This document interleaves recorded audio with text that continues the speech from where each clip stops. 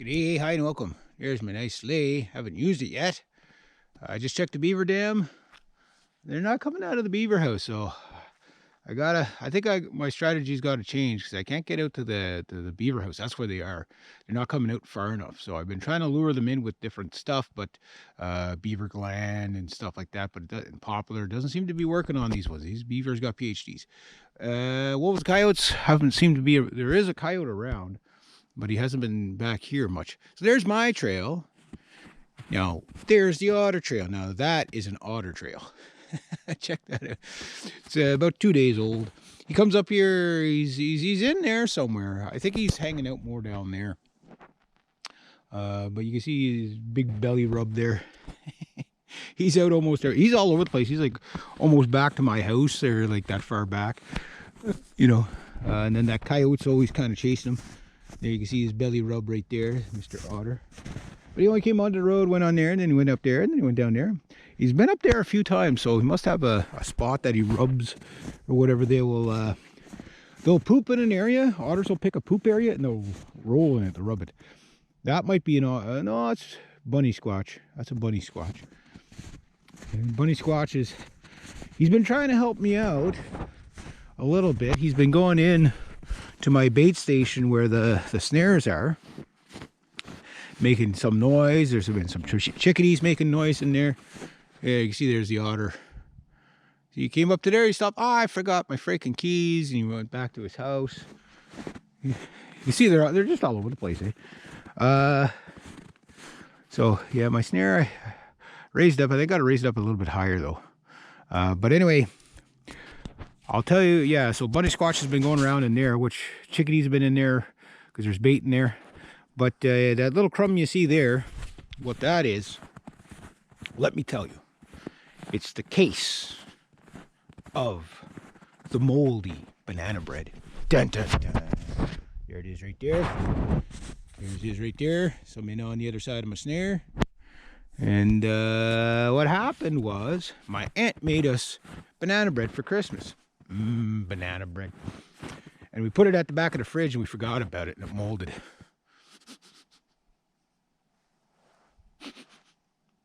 Okay, I'm good. No, I'm not. Anyway, R.I.P. banana bread. So I thought I'd try it as bait instead, because that was good. It would have been so good. It would have been tasty. Anyway, yeah. If you had any idea how good that banana bread is, you'd cry too. Yeah, that area is starting to look snare worthy. Too bad I'm out of snares, kind of. I think I got one left. I always wanted to put something there, but I need like some bait. So I think in there would be really good. It's almost just perfectly naturally set up. Yeah, that one, future bait station. Got to get more snares though. So I think the coyotes and the wolves are on their 3-week cycle typically. They run away for about 3 weeks. They come back, they stay for about a week. The coyotes seem to be sticking around, but not the wolves. The wolves seem to move more. Mind you, it was minus 30 the other night. Right now it's like minus 10 or something in the mild. I think what I'm going to do for the beaver dams is, and this is a strategy, it'll either pay off perfectly or a bust, and that's trapping, right? But I want good furs.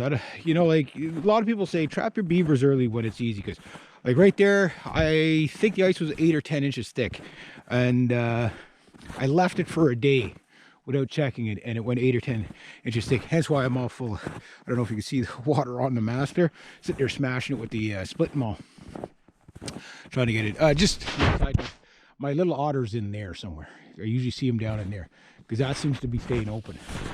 But anyway, so what I did is, or what I'm thinking, what I'm going to do is, they're not coming out of the house far enough, if they're coming out at all. So maybe they have enough beaver sticks, but they're eventually going to come out and they're going to explore the beaver dam, the pond, whatever, the beaver flood a little bit more. And when they do, I'll be ready for them, but without my banana bread. Anyway, so I'm like, usually you get what they call a January thaw. That's what Leonardo DiCaprio calls global warming. Yeah. Anyway, So in a January thaw, it's unusually warm temperatures, right? And this has happened in my 50 years of existence. Without exception, it happens. But it normally happens somewhere in January and then somewhere near the end of February. Now, I want to trap to the middle of February. I may lengthen it out if my body's not too sore. So, because I'm going at it very easy, even though my leg muscles are like freaking bionic man type stuff right now. Like, you know, I'm in that walking on uneven snow ground kind of shape. If you know what I'm talking about, you know what I'm talking about, where you feel like a tank. You go through anything, right? It's good. It's hard at first, but I do this every day. I walk this just about every day, with the exception of 2 days that I've missed. One, because I had to do a little job. The other one, just because I didn't catch anything. And one trap was set off. And I believe it was the ice pushing down on the traps, because it was pretty much stuck in the mud. So I think the ice, just from, you know, doing this, plus getting thicker as it's doing this, I didn't have the main spillway trap. I couldn't get it out far enough. It's probably safe enough to go out a little bit further with now, but they're not using the spillway anyway. So I pulled that trap and it's just sitting out there, ready for reset. So here's the plan. This is going to be an epic plan if it works. Is don't worry about catching them. I'll leave the other trap in because it's a little deeper. If I catch something, great. If I don't, I'm in about the prime area of the fur is about now, which is today is the 17th of January.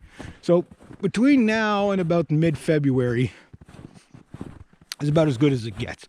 But what hasn't happened yet, oh, I got a drunk wolf running around here, or coyote or something, and a deer.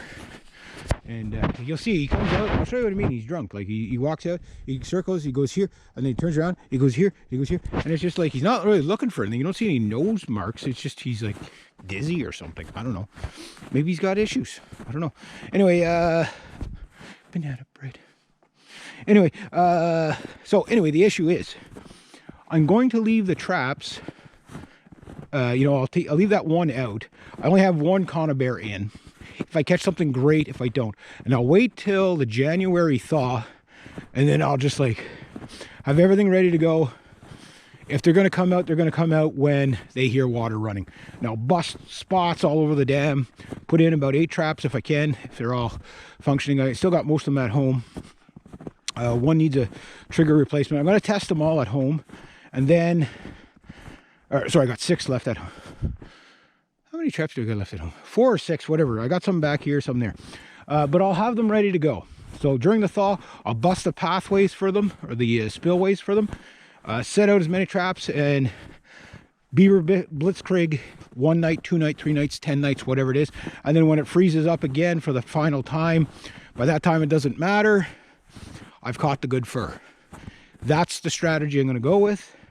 I don't really have another location I can go to.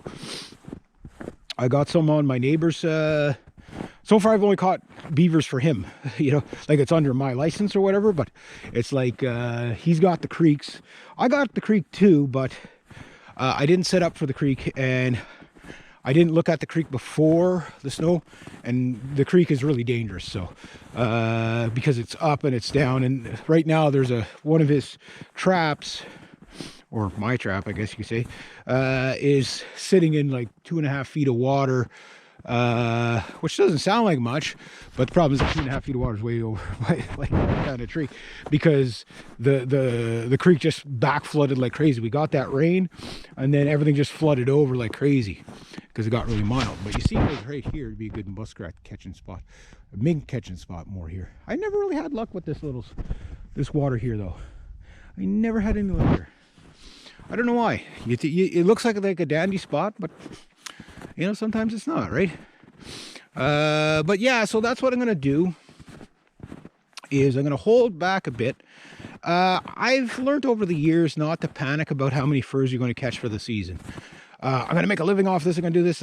If you're going to make a living off this, you're going to go get a professional trap line somewhere, and you get those in the spring. It's like 16 kilometers or 10-mile trap line, and you get a 9-year lease on it for it was like 16 or 20 bucks. I don't know what it's at now. And you go there with like 50 traps. You spend 3 months in the bush. You know what I mean? Like you live there and you make a, you know, like these guys that, oh, I got a trap line, but it's a 5-hour drive. And we're going to do that every weekend. You won't do that every weekend. The money you're going to spend in gas for the amount of fur you're going to catch, like everything, it's location, location, location. That said, if I was a little bit better set up, like this year, I did it kind of as a last, kind of like a whim thing. I could have let more people know that I was trapping, and I'd probably have like 100 places to trap right now. Kind of like I did the last time. But I didn't have, last time I didn't have enough traps. So that's what I got going on. So I'm going to hold back. Because I'm just in the beginnings of the real prime. I really want that -30 weather for about a week or two. And then right after that, that's when I want to catch them, right? Because that's when the fur price is going to be the best. All right, there we go.